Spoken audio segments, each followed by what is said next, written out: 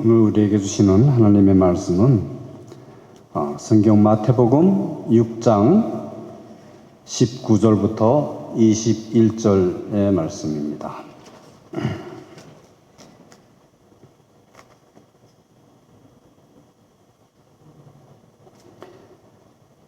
우리 한 목소리로 한번 같이 봉독하겠습니다.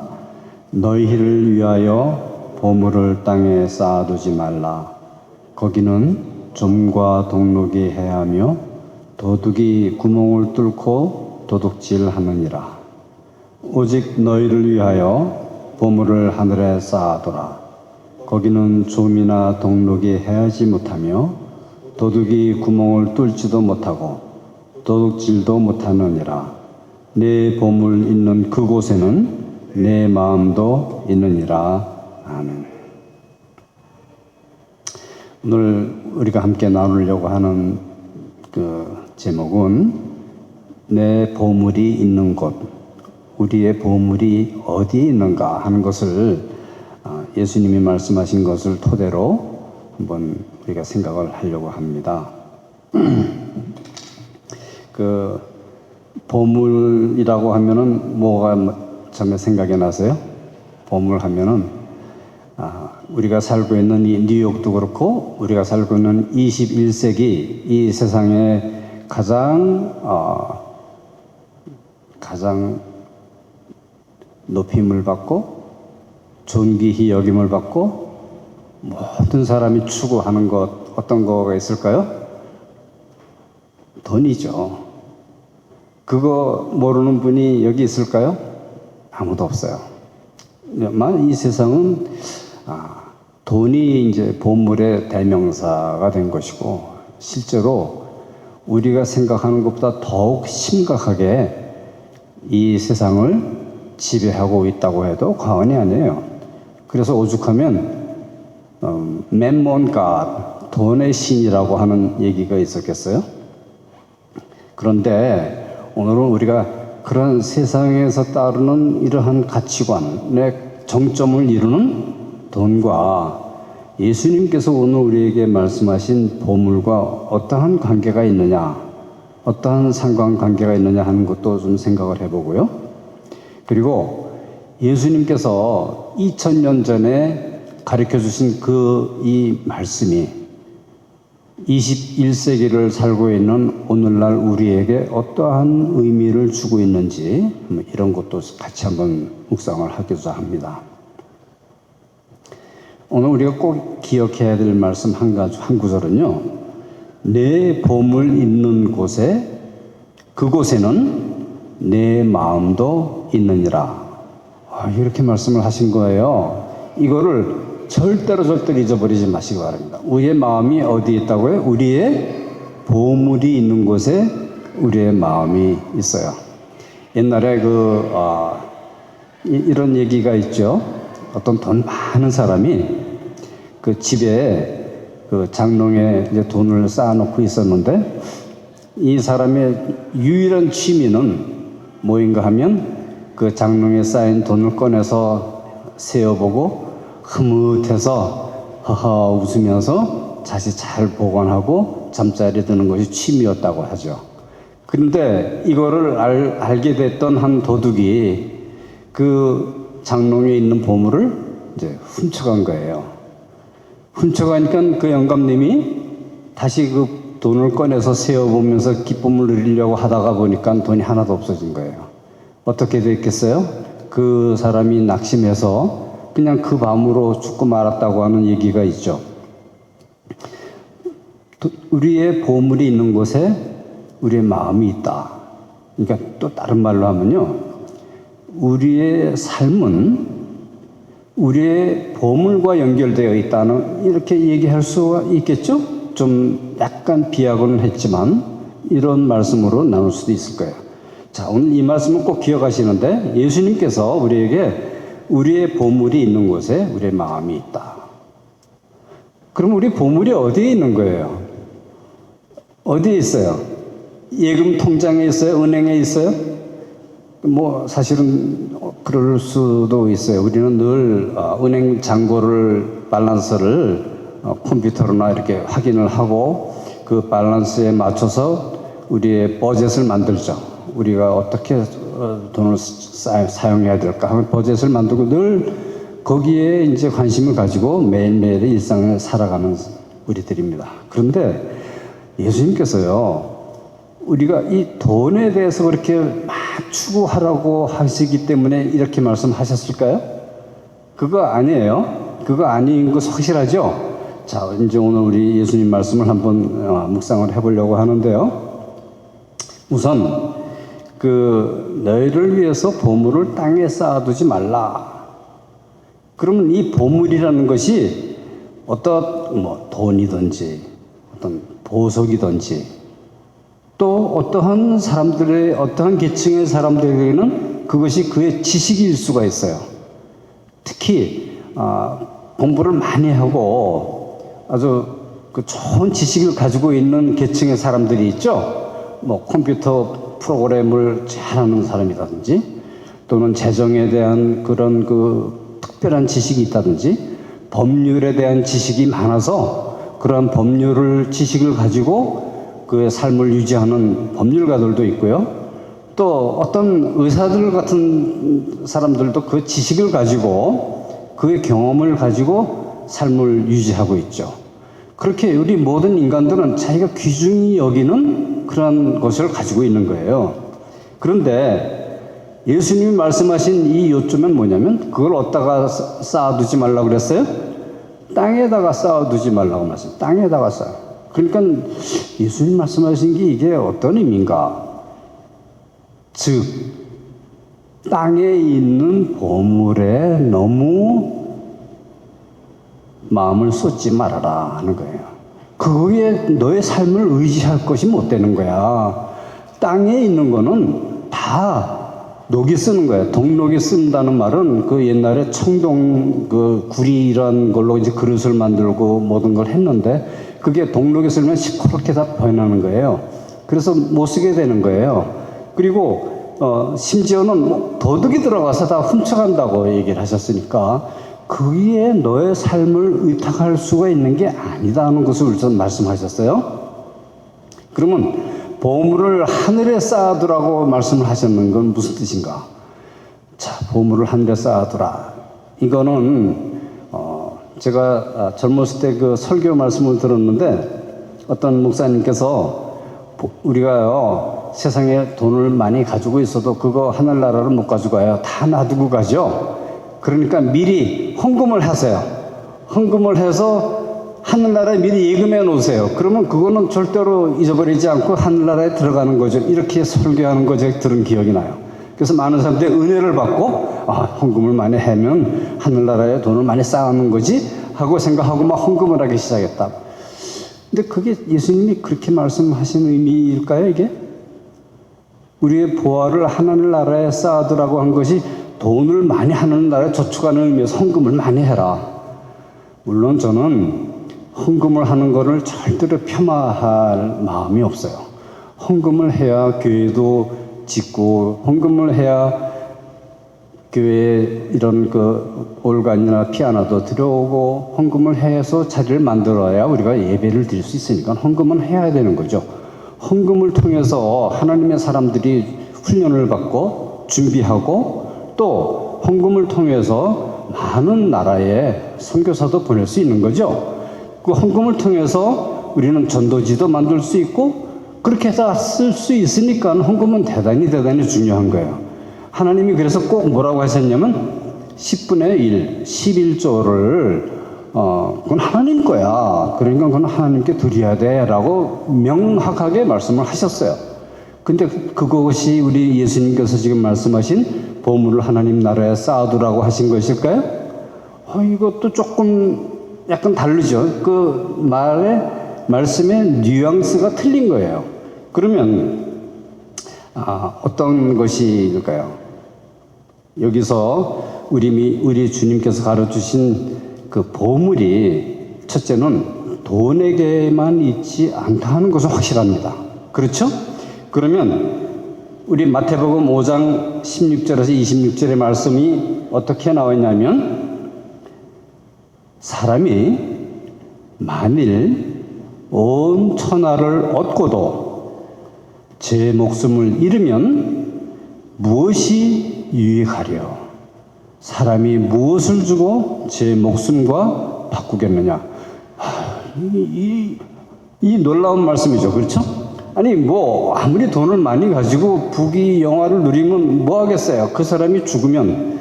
제가 이 말씀을 보면서 오늘 아침에 그렇죠. 그 피라미드 여러분 아시죠? 피라미드에 있는 유명한 피라미드들이 많이 있는데 그 피라미드는 왕이 묻혀 있는 묘지예요. 그런데 그 왕이 죽으면 그 왕의 시체만 묻어 놓는 것이 아니라 그 시체와 함께 그가 가지고 있던 많은 보화들, 많은 금은 보화, 그런 귀중한 것들 함께 묻어 놓는다고요. 그거는 예나 지금이나 한국이나 중국이나 이집트나 똑같아요. 그러니까 그 보화를 꺼내기 위해서요, 이제 도굴단들이라는 게 나오기 시작했어요. 그 이집트의 피라미드를 발굴해서 그 금은 보화를 발견하기 위해서 얼마나 많은 사람들이 목숨을 다 걸고 그 피라미드를 뚫었다고요. 기억하시죠? 중국에도 마찬가지고 한국도 그래요. 한국도 왕릉이다 그러면은 그 왕릉이 제대로 남아있는 왕릉이 없어요. 다 구멍을 뚫고 들어가서 그 왕릉의 시체 옆에, 왕의 시체 옆에 함께 있는 보화들을 다 훔쳐가는 거예요. 이것이 보화가 도둑이 뚫는다고 한 예수님의 말씀이 그대로 이루어진 거예요. 그런데 정말 지금 이 말씀에서 예수님이 강조한 보화는 뭐예요? 생명이에요. 여기서 보면 다시 한번 읽어봐 드릴게요. 사람이 만일 온 천하를 얻고도 제 목숨을 잃으면 무엇이 유익하겠느냐, 무엇으로 그 생명을 바꾸겠느냐라고 말씀합니다. 그러니까 보화보다도 뭐가 더 귀하다고요? 생명, 자기의 생명이 가장 귀한 거예요. 더군다나 이 생명이 우리가 이 세상에 살 때 호흡하고 숨쉬는 심장이 뛰는 이러한 생명만 의미하는 것이 아니고요. 이 생명은 영원한 생명, 하나님과 함께 영원토록 거할 수 있는 그러한 생명을 의미하신 거예요. 이 생명이 귀하다는 거예요. 이것이 가장 귀하다고 우리 주님이 말씀하신 거예요. 예수님이 요한복음 10장 10절에 이렇게 말씀해요. 여러분 이 말씀은 너무도 유명하기 때문에 많이 아실 거예요. 도둑이 오는 것은 도둑질하고 죽이고 멸망시키려는 것뿐이요. 내가 온 것은 양으로 무엇을 얻게? 생명을 얻게 하고 더 풍성히 얻게 하기 위해서 왔다고 말씀을 하셨어요. 우리로 하여금, 예수님의 양된 우리로 하여금 생명을 얻고, 이 생명은 그냥 우리가 호흡과 하는 이 생명을 뛰어넘어서 영원히 살 수 있는 영생을 의미하는 거예요. 이 영생을 얻게 하고 더 풍성한 삶을 얻게 하기 위해다. 풍성한 삶이라는 게 무슨 뜻이겠어요? 많은 사람들이 나는 돈만 좀 벌면 나는 진짜 풍요롭게 풍성한 삶을 살 거야. 그렇게 생각하는데 정말 돈 많은 사람들의 상황을 한번 알아보신 적이 있으신가요? 불안한 거예요. 돈이 많다고 절대로 풍성한 삶이 될 수 있지 못해요. 그가 힘은 어떤 종류의 힘은 가질 수 있을지 몰라도요. 그 자체의 영혼은 말할 수 없이 불안하고 피폐한 삶을 살 수 있다고요. 여러분 아시죠? 트럼프 타워에서 사는 그런 사람들이 풍성한 삶을 산다고요? 아니에요. 눈에 보이는 물질적인 거는 어쩌면 좀 풍성할 수도 있고 좋은 옷, 좋은 차 이렇게 화려한 거 살 수 있지만 그의 영혼은 이루 말할 수 없는 두려움과 긴장과 억압받는 속에서 살고 있다는 것이에요. 정말 지금 우리 주님이 말씀하신 이 생명은 영원한 생명, 하나님과 함께하는 삶, 영생의 삶을 말씀하신 거예요. 내가 저에게 영생을 주느니 영원히 멸망하지 아니할 터이요. 이렇게 말씀하신 그 영생하는 삶, 이 삶을 예수님께서는 보화에 비유해서 말씀하신 거예요. 조금 이해가 되시죠? 그러니까 이제 이 말씀을 다시 한번 정리를 한다면, 천하를 얻고도 생명을 이룰 수 없는 그 귀한 생명, 이 생명을 나눠주는 것이 바로 천국의 보화를 예비해 놓는 거예요. 이해가 되시죠? 아멘 한번 해보세요. 정말 이거 이해 잘해야 돼요. 우리가 돈을 많이 모아서요, 은행 밸런스가 막 올라가는 것이 보화를 얻는 게 아니에요. 부담을 얻는 거예요. 이거 어떻게 쓰나, 이것 때문에 우리 자식들 다 버릴 텐데, 잘못하면. 겁나서 못 쓰겠어. 이러는 거예요, 사실은. 아시죠? 그런데 영원한 생명은 하늘나라와 연결되는 삶이에요. 천국에 예금해 놓는 것 같은 거예요. 이것이 우리가 믿는 믿음의 도리예요. 믿음의 목표예요. 자, 이제 우리 그 보화가 생명이라는 거 알았는데, 그 생명도 이 세상에 사는 일시적인 생명이 아니라 하늘나라에까지 연결되는 영원한 생명이라는 것을 우리가 들었습니다. 이제 알게 됐죠. 그런데 우리가 예수님을 따르는, 예수님을 믿는 제자라고 한다면, 그렇다면 무엇이 중요한가 하는 것을 이제 다시 한번 정리해 보는 거예요. 제가 어떤 청년을 아는데요. 그 청년이 이제 포부를 가지고 미국에 왔어요. 와가지고 뉴욕에 왔는데요. 제가 잘 아는 청년이에요. 이 사람이 이제 교회를 나가서 신앙생활을 하는데, 어느 날 그 부흥회하는 강사 목사님이 이제 헌금에 대해서 이제 그 설교를 많이 하셨어요. 헌금을 많이 내는 사람이 얼마나 돈을 많이 벌고 복을 받느냐 하는 것에 대해서 쫙 며칠 동안을 설교를 하고 있는 것을 이 청년이 듣고 감동을 받았어요. 그렇죠? 나는 이제 헌금을 이 교회에서 제일 많이 하는 사람이 돼야 되겠다. 한 주일에 1,000불씩 내가 헌금을 한번 해보는 사람이 되고 싶어. 그 11조 1,000불이면 얼마 버는 거예요? 10,000불 한 주에 10,000불 벌겠다는 포부를 가진 거예요, 이 청년이. 그래서 나는 한 주에 내가 1,000불 11조 하는 사람이 되겠어 하고 딱 써냈다고요. 1,000불. 자, 그런데 이제 1,000불을 헌금을 한다는 게 이거 쉬운 게 아니에요. 그러면 10,000불을 벌어야 1,000불 하는 거 아니에요. 그런데 10,000불 버는 게 절대로 쉬운 게 아니에요. 한 달에, 한 주에 10,000불 번다는 게. 그 이제 하여튼 이 청년은 뭐 죽을 힘을 다해서 일을 열심히 했는데, 자기가 원하던 대로 그 교회에서 제일 헌금을 많이 하는 사람은 됐지만 실제로 그렇게 돈은 못 벌었어요. 그러니까 많이 힘들죠. 많이 죽도록 일을 했는데 남는 건 없어요. 다 헌금 내고 말았어 가지고. 근데 이 청년이 이제 마음에 많이 이제 근심하고 시험에 들게 됐는데, 또 그 다음에 부흥의 강사 목사님이 오셔갖고 어떤 거를 주제로 말씀하셨냐면, 전도하는 걸 주제로 말씀을 하셨어요. 많은 영혼을 주님 앞으로 인도하는 사람이 하늘에서는 가장 상급을 많이 받는 부유한 사람이다 라고 하는 그러한 설교를 은혜스럽게 며칠을 하니까 이 청년이 이제 어떤 결정을 하게 됐냐면, 그리고 그 강사 목사님이 이렇게 얘기했어요. 자, 당신이 몇 명을 전도하고 하늘나라 가고 싶으세요? 한번 써보세요 라고 이제 얘기를 한 거예요. 그러니까 이 교인들이 다 이제 막 각성이 돼가지고요, 자기 나는 몇 명을 하나님께 인도해야 되겠다라고 생각을 하기 시작하고, 어떤 사람은 내가 최소한도로 10명은 주님 앞으로 인도하고 내가 죽겠다, 뭐 이렇게 생각을. 근데 그 10명 한 사람은 조금 약간 창피했죠. 다른 사람 그걸 써서 내라 그랬으니까, 자기 이름 쓰고 내라 그랬으니 이게 얼마나 힘들어요. 근데 교회가 막 뜨거워지면서 사람들이 이제 뭐 장로님 정도 되는 분들 나는 100명 전도하겠습니다 하고 이렇게 막 쓰기 시작한 거예요. 근데 이 청년이 보니까 아니 뭐 100명 정도 하고선 할 바에야 그거 뭐가 되지? 하고 막 고민하다가 에이 한번 내가 뭐 어떻게든지 써보자고 1000명 하고 적어서 냈다고 자기 이름이랑 같이.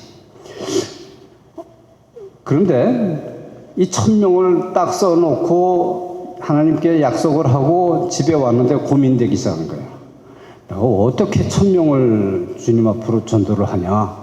그거 한심한 생각이었지? 뭐 이러면서 이제 그러다가 고민하다가 할 수 없어서 책상 앞에다가 1000명, 1000 하고 이렇게 크게 써붙였어요. 자기 책상 앞에다가. 이제 아들도 있고 딸도 있었는데 이제 물어본 거예요. 아빠, 이게 이 1000이라는 게 무슨 숫자예요? 하고 이제 애들이 물어보니까, 그거 내가 1000명한테 전도하겠다고 하나님께 약속하고 내가 지금 잊어버리지 않으려고 써놨어. 이렇게 얘기를 한 거예요. 그런데 애들도 다 이제 알죠? 자기 부인도 알죠? 다 아는데 또 자기 그 성가대에 앉아있던 사람들도 다 알아요. 근데 하루에 뭐 어떻게 해야 그 1000명을 전도하겠냐 이 고민이 이제 막 되기 시작한 거예요, 이 사람이. 그래서 열심히 그 전도 훈련도 받고 영혼들을 구원하기 위해서 애썼는데 이게 한계가 있지. 한 주일에 10,000불 벌겠다고 일하겠다는 사람이 10,000불 벌기도 돈 벌기도 힘든데 전도하겠다고 나왔었으니 이게 어떻게 하냐. 이 사람이 그러다가 이제 기도를 하기 시작했는데 내가 어떻게 해야 1000명의 영혼을 주님 앞으로 인도할 수 있을까요? 하다가 이제 하나 수를 발견했는데 무슨 수를 발견했냐면 선교팀에 내가 조인을 해서 선교지에 가면은 단기 선교라도 많은 사람들 앞에 전도할 수 있는 찬스가 오겠지라고 생각을 한 거예요. 그래서 그때부터 그분이 단기 선교를 가기 시작했어요. 단기 선교를 가기 시작했는데 제가 아는 바로는 한 번 갈 때마다 그 사람이 최소한도로 100명 이상을 주님을 영접하게 했다고 알고 있어요. 한 번 갈 때마다. 왜냐하면 그 선교지에 가게 되면은 굉장히 많은 사람들이 모여오거든요. 그분들에게 한 사람 한 사람 복음을 전해도 100명 전도하는 거는 어렵지 않아요. 그리고 그분들은요, 전도를 들으면 다 예수님 믿겠다고 결심해요. 그 자리에서. 그런 황금어장 같은 데가 있었다고요. 이 사람이 몇 년을 갔냐 하면 20년이 넘게 매년 이제 선교를 갔어요. 그러니까 제가 알기로도 뭐 1000명 문제가 아니에요. 어마어마하게 많은 전도를 한 걸로 알아요. 우리가 세상에 살면서 그냥 이 세상에 살다가 없어지는 돈만 자꾸만 벌어서 내가 헌금 좀 많이 하는 사람이 되면 좋겠다 하고 열심히 벌어도 사실은 그렇게 남는 게 없는 게 우리 인생이에요. 그런데 우리가 한 영혼을 주님 앞으로 인도해서 그분이 하나님 나라의 생명책에 기록되는 모습을 본다면 그분들이 우리가 하나님의 나라에 갔을 때 우리를 환영하고 그렇게 할 수 있는 거죠. 제가 이 청년 얘기를 했지만 또 한 여성분의 얘기를 잠깐 하고 마치겠어요. 이 여성분은 굉장히 불우한 삶을 살아왔어요. 굉장히 어려운 환경 가운데서 그 가족에 보면은 제대로 교육받고 제대로 살고 있는 분이 없을 정도로 험한 삶을 살아왔던 분이었어요. 이 여성분이. 근데 나이가 40이 넘어가지고 어떻게 예수님을 알게 되고 믿게 되고 예수님이 영접하게 되고 그리고 전도 훈련을 받게 됐는데 그때 그분을 전도 훈련을 했던 사람이 이제 제 팀에 와서 전도 훈련을 받았어요. 이분이 그때부터 전도를 하기 시작했어요. 전도를 하는데 우선 가족부터 하는데 그 가족들을 제가 좀 만나봤죠. 근데 얼마나 사납고 난폭한 사람들인지 몰라요, 가족이. 그 오빠는 그 전도하는 사람을 의자를 들어서 치려고 막 그럴 정도로 아주 싸납고 무섭고 그 언니는 나에게 있다는 얘기를 하려고 나를 오게 했냐고 막 화를 내고 이랬어요. 근데 이분은 옆에 앉아가지고 꼭 해주세요. 이분은 꼭 전도해야 돼요. 라고 하면서 계속 안타깝게 했던 그런 기억이 나요. 이분이 그 다음엔 계속 전도를 하다가 내가 신학을 공부하면 좋겠다 해가지고 나이가 45세가 돼가지고 신학을 시작을 했어요. 제가 한 달쯤 전인가 그분이 돌아가셨다는 얘기를 들었어요. 참 근데 그분이 대단히 귀하게 느껴져요. 너무너무 보석 같은 분이에요. 그죠? 자기의 가족들이 얼마나 험한 삶을 살아오고 자기도 얼마나 고생하면서 살아왔다가 예수님 믿게 돼서 하늘나라의 소망을 갖게 됐는데 그러한 삶을 살면서 헌신하면서 기쁘게 살다가 갑자기 이제 죽었다는 소식을 들으면서 그 생각을 많이 해서 그분 생각을 정말 귀한 삶이 바로 이거구나. 예수님이 말씀하신 내 보화를 하늘에 쌓아두라고 하신 그거를 실천하신 분이 바로 이분이라고 생각이 들었어요. 오늘 우리 주님께서 우리에게 말씀하시는 거예요. 내가 세상에 살면서 얼마나 많은 보화를 재산을 모으고 살지 일용할 양식만 있으면 사는 건데 인생은 거기에만 너무 치중하고 살지 말고 영원한 하나님 나라를 위해서 살면 어떻겠니? 한 영혼이라도 주님 앞에 인도하는 그런 삶이 어떻겠니? 라고 지금 오늘 우리 주님이 우리에게 말씀하신 거예요. 그렇게 사는 삶이 진정으로 복 있는 자의 삶, 하나님의 자녀와 같은 삶, 하늘나라에서 소망이 있는 그러한 삶, 영생이 있는 그러한 삶이 된다라고 하는 것을 오늘 우리 주님이 우리에게 말씀하신 거라고 믿습니다. 여러분 이 말씀을 들으시면서 어떠한 생각을 하시고 이 말씀을 들으시는지 제가 조금 궁금합니다. 그러나 우리가 믿는 이 크리스티애니티, 예수를 믿는다고 하는 것은요, 이 세상에서 돈을 잘 벌기, 병이 안 걸리고 건강하고 모든 일이 다 형통하게 잘 되고 하는 것 때문에 믿는 게 아니에요. 이것은 잠깐 있다가 없어지는 안개와 같은 거예요. 정말 진정으로 우리가 예수 믿는다는 것은 한 영혼을 귀히 여기고 그분을 주님 앞으로 인도하는 그러한 삶을 사는 것이 바로 예수님을 믿는 삶이다. 땅에 쌓아두지 않고 하늘에 쌓아두는 그러한 지혜로운 지혜자의 삶이다. 믿는 하나님의 자녀의 삶이다 하는 것을 말씀하고 계십니다. 함께 기도하겠습니다. 하나님 아버지 감사합니다.